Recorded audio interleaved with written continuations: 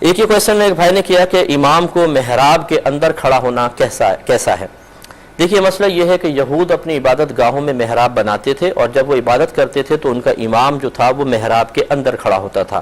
اس وجہ سے فقہائے اسلام نے ارشاد فرمایا کہ ہمارے امام کو چاہیے کہ وہ محراب کے اندر نہ کھڑا ہو تاکہ یہود کے ساتھ مشابہت نہ آ جائے۔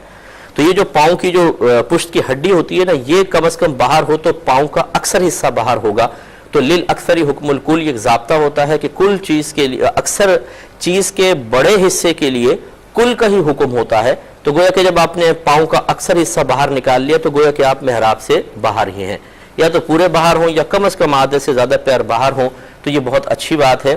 لیکن چونکہ اب یہ مشابہت اس طرح نظر آتی نہیں ہے، لہٰذا اگر لوگوں کی تعداد زیادہ ہے، مسجد میں تنگی ہے، تو پھر امام محراب کے اندر بھی کھڑا ہو سکتا ہے۔ یہ کوئی گناہ کا کام نہیں ہے، یہ کوئی مکروہ تحریمی بہت زیادہ بڑا کوئی گناہ نہیں ہے۔ بہتر یہ ہے کہ باہر کھڑے ہوں تاکہ جو مشابہت تامہ مطلب ہو ہی نہیں، اور اگر بالفرض وہ اندر بھی کھڑے ہو جاتے ہیں تو فی زمانہ اس کی اجازت دی جائے گی۔ اور خصوصاً اگر رش وغیرہ ہے جیسے میں نے بتایا جمعہ میں، عیدین میں، پھر تو بلا کراہت امام محراب کے اندر کھڑا ہو سکتا ہے، پھر کوئی حرج نہیں ہے۔